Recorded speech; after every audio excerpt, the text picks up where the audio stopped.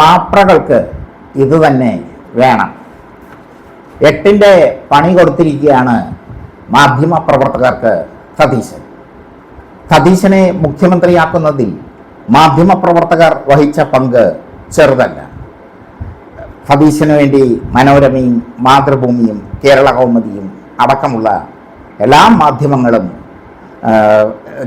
മിക്ക ചാനലുകളും, റിപ്പോർട്ടർ ഒഴികെയുള്ള ചാനലുകളൊക്കെ സതീശന് വേണ്ടി പ്രവർത്തിച്ചു. ഇപ്പോഴിതാ മാധ്യമപ്രവർത്തകർക്ക് പണി കൊടുത്തിരിക്കുന്നു സതീശൻ. പ്രതിപക്ഷത്തായിരുന്നപ്പോൾ മാധ്യമ സ്വാതന്ത്ര്യത്തിൻ്റെ അപ്പോസ്തലനായിരുന്നു സതീശൻ. മാധ്യമ വേട്ടയ്ക്കെതിരെ നിയമസഭയ്ക്കകത്തും പുറത്തും തൊണ്ടമുട്ടി പ്രസംഗിച്ചു സതീശൻ. ഭരണത്തിലേറിയപ്പോൾ സതീശൻ്റെ സ്വരവും ഭാവവും മാറും. പിണറായി വിജയൻ സർക്കാരിൻ്റെ കാലത്തുണ്ടായിരുന്ന കടുത്ത മാധ്യമ നിയന്ത്രണങ്ങളെയും അപ്രഖ്യാപിത വിലക്കുകളെയും നഖശിഖാന്തം എതിർത്ത UDF മുന്നണി അധികാരത്തിലേറിയതോടെ മാധ്യമങ്ങൾക്ക് കൂച്ചുവിലങ്ങിടുന്ന കാഴ്ചയ്ക്കാണ് കേരളം സാക്ഷ്യം വഹിക്കുന്നത്. VD സതീശൻ മുഖ്യമന്ത്രിയായി സ്ഥാനമേറ്റിട്ടും സെക്രട്ടേറിയറ്റിലെ മാധ്യമ നിയന്ത്രണങ്ങൾ അതേപടി തുടരുന്നു, കൂടുതൽ കർക്കശമാക്കുന്നു. ഇത് മാധ്യമപ്രവർത്തകരെ അമ്പരപ്പിച്ചിരിക്കുകയാണ്, ആശങ്കപ്പെടുത്തിയിരിക്കുകയാണ്. ഭരണസിരാ കേന്ദ്രമായ സെക്രട്ടേറിയറ്റിൽ പൊതുജനങ്ങൾക്ക് ഏർപ്പെടുത്തിയ നിയന്ത്രണങ്ങളുടെ മറവിലാണ് മാധ്യമ പ്രവർത്തനങ്ങൾക്ക് നേരെയുള്ള പുതിയ വിലക്കുകൾ സർക്കാർ പുറപ്പെടുവിച്ചിരിക്കുന്നത്. ഇനി മുതൽ സംസ്ഥാന സർക്കാരിൻ്റെ ഔദ്യോഗിക അക്രഡിറ്റേഷനുള്ള മുതിർന്ന മാധ്യമ പ്രവർത്തകർക്ക് പോലും മുൻകൂട്ടി അനുമതി വാങ്ങാതെ സെക്രട്ടേറിയറ്റ് വളപ്പിലേക്ക് പ്രവേശിക്കാൻ കഴിയില്ല എന്ന വിചിത്രമായ ഉത്തരവാണ് പുറത്ത് ഇറക്കിയിരിക്കുന്നത്. ജനങ്ങളെ ബാധിക്കുന്ന സുപ്രധാന തീരുമാനങ്ങൾ എടുക്കുന്ന ഭരണസ്ഥിര കേന്ദ്രത്തിലേക്ക് വാർത്തകൾ ശേഖരിക്കാനെത്തുന്നവർക്ക് മുമ്പിൽ കരിനിഴൽ വീഴ്ത്തുന്നതാണ് പുതിയ നീക്കം. പുതിയ പരിഷ്കാരങ്ങൾ അനുസരിച്ച് മാധ്യമപ്രവർത്തകർ സെക്രട്ടേറിയറ്റ് കവാടത്തിൽ എത്തിയാൽ സുരക്ഷാ ജീവനക്കാർ അവരെ പ്രത്യേകമായി സജ്ജീകരിച്ചിട്ടുള്ള PRD റൂമിലേക്ക് മാറ്റും. അവിടെ വെച്ച് തങ്ങൾ ഏത് വകുപ്പിലെ ഉദ്യോഗസ്ഥരെയാണോ അല്ലെങ്കിൽ ഏത് മന്ത്രിയെയാണോ കാണാൻ ഉദ്ദേശിക്കുന്നത് അവരുടെ കൃത്യമായ അനുമതി ലഭിച്ചാൽ മാത്രമേ അകത്തേക്ക് പ്രവേശനം അനുവദിക്കൂ. വാർത്തകൾ തത്സമയം ജനങ്ങളിലേക്ക് എത്തിക്കേണ്ട മാധ്യമപ്രവർത്തകരെ മണിക്കൂറുകളോളം കാത്തിരിപ്പിൻ്റെ ചുവപ്പ് നാടയിൽ കുടുക്കിയിടാൻ ഈ പുതിയ സംവിധാനത്തിലൂടെ സതീശൻ ശ്രമിക്കുന്നു. നിയന്ത്രണങ്ങൾ ഇവിടെയും അവസാനിക്കുന്നില്ല. ഏത് വകുപ്പിൽ നിന്നാണ് മാധ്യമപ്രവർത്തകനെ വിളിച്ചതെന്നും ആർക്കാണ് പ്രവേശന അനുമതി നൽകിയിട്ടുള്ളതെന്നും സുരക്ഷാ വിഭാഗത്തിൻ്റെ പ്രത്യേക രജിസ്റ്ററിൽ രേഖപ്പെടുത്തണം. ഉദ്യോഗസ്ഥന്റെ പേരും തസ്തികയും ഉൾപ്പെടെയുള്ള വിവരങ്ങൾ കൃത്യമായി എഴുതി വെച്ചതിന് ശേഷം മാത്രമേ മാധ്യമപ്രവർത്തകർക്ക് സെക്രട്ടേറിയറ്റിലേക്ക് കടക്കാൻ സാധിക്കൂ. ഇത് ഉദ്യോഗസ്ഥരിൽ ഭയമുണ്ടാക്കാനും മാധ്യമങ്ങളോട് സംസാരിക്കുന്നതിൽ നിന്ന് അവരെ വിലക്കാനുമുള്ള തന്ത്രമാണ്.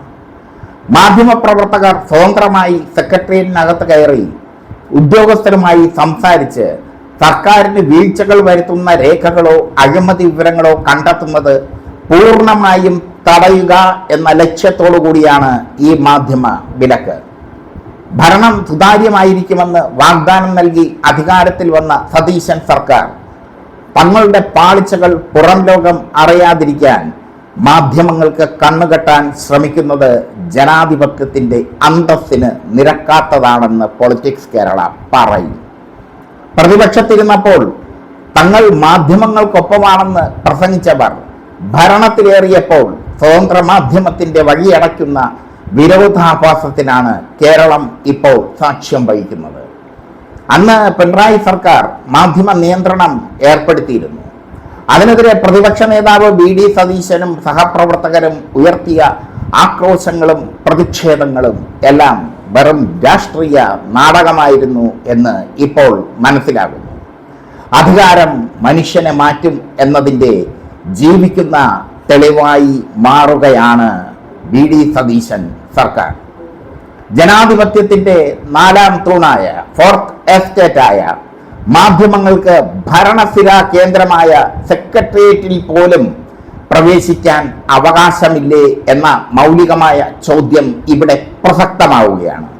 മുൻപ് VS അച്യുതാനന്ദന്റെയും ഉമ്മൻചാണ്ടിയുടെയും കാലത്ത് മാധ്യമപ്രവർത്തകർക്കുണ്ടായിരുന്ന സ്വതന്ത്രമായ പ്രവർത്തന സാഹചര്യം പിണറായി വിജയൻ സർക്കാരിൻ്റെ കാലത്ത് കുറഞ്ഞിരുന്നു. എന്നാൽ അതിനെ കൂടുതൽ വിലക്കിലേക്ക് കൊണ്ടുപോകുകയാണ് സതീശൻ സർക്കാർ. മാധ്യമങ്ങൾക്ക് സെക്രട്ടേറിയറ്റിൽ സ്വാതന്ത്ര്യപൂർവ്വം സഞ്ചരിക്കാം എന്ന് പറഞ്ഞ സതീശൻ മാധ്യമങ്ങൾക്ക് കൂച്ചുവിലങ്ങ് ഇട്ടിരിക്കുന്നു എന്നതാണ് യാഥാർത്ഥ്യം. സെക്രട്ടേറിയറ്റിലെ നിയന്ത്രണങ്ങൾ തുടരുന്നതിലൂടെ ജനങ്ങളോടുള്ള സർക്കാരിൻ്റെ ബാധ്യതയും സുതാര്യതയും ചോദ്യം ചെയ്യപ്പെടുകയാണ്. ഓരോ ഫയലിലും ഓരോ ജീവിതമുണ്ടെന്ന് പറയുന്നവർ ആ ഫയലുകളിൽ ഒളിച്ചിരിക്കുന്ന അഴിമതിയുടെയും വൻകിട അവിശുദ്ധ കൂട്ടുകെട്ടിൻ്റെയും കഥകൾ പുറത്തു വരാതിരിക്കാൻ മാധ്യമങ്ങൾക്ക് വിലക്കേർപ്പെടുത്തുന്നു. ഇത് ഏതു തരം സുതാര്യതയാണ് എന്ന ചോദ്യം ബാക്കിയാകും. എന്ത് ജനകീയ ഭരണമാണ് സതീശൻ നടത്തുന്നത് എന്ന ചോദ്യത്തിന് പ്രസക്തിയുണ്ട്. ഭരണകൂടത്തിന്റെ തെറ്റായ നയങ്ങളെയും ഉദ്യോഗസ്ഥ മേധാവിത്വത്തെയും ചോദ്യം ചെയ്യാനുള്ള മാധ്യമങ്ങളുടെ സ്വാതന്ത്ര്യത്തെ ഭരണപരമായ ഉത്തരവുകൾ കൊണ്ട് അടിച്ചമർത്താൻ നോക്കുന്നത് ഫാസിസ്റ്റ് രീതിയാണ്. വാർത്താ സ്രോതസ്സുകളെ ഭയപ്പെടുത്തുകയും മാധ്യമപ്രവർത്തകരുടെ സഞ്ചാര സ്വാതന്ത്ര്യം നിഷേധിക്കുകയും ചെയ്യുന്നതിലൂടെ യഥാർത്ഥത്തിൽ ജനാധിപത്യത്തിൻ്റെ ശബ്ദമാണ് ഇവിടെ ഇല്ലാതാകുന്നത്. ജനങ്ങൾക്ക് അറിയാനുള്ള അവകാശത്തിന്മേൽ സർക്കാർ ഏർപ്പെടുത്തുന്ന അപ്രഖ്യാപിത അടിയന്തരാവസ്ഥ കാലത്തെ അനുസ്മരിപ്പിക്കുന്ന സെൻസർഷിപ്പാണിത്. പിണറായി സർക്കാരിനെതിരെ മാധ്യമങ്ങൾ ആഞ്ഞടിച്ചത് അവർക്ക് സെക്രട്ടേറിയറ്റിനുള്ളിൽ കുറച്ച് നിയന്ത്രണങ്ങൾ ഏർപ്പെടുത്തിയത് കൊണ്ടാണ്. ആ മാധ്യമ വിരുദ്ധ നയങ്ങൾക്കെതിരെയുള്ള ജനവികാരം മുതലെടുത്ത് അധികാരത്തിൽ വന്ന UDF അതേ വഴി, അതിനേക്കാൾ മോശമായ വഴി, അതിനേക്കാൾ ഇരുണ്ട വഴി സഞ്ചരിക്കുകയാണ് ഇപ്പോൾ ചെയ്യുന്നത്. സെക്രട്ടേറിയറ്റിൽ മാധ്യമ പ്രവർത്തകർക്ക് സഞ്ചാര സ്വാതന്ത്ര്യം അനുവദിക്കണം. അതിന് സതീശൻ മുൻകൈ എടുക്കണം. പക്ഷേ എടുക്കില്ല. വാർത്താശേഖരത്തിനുള്ള വിലക്കുകൾ അടിയന്തരമായി പിൻവലിക്കണം. പക്ഷേ പിൻവലിക്കില്ല.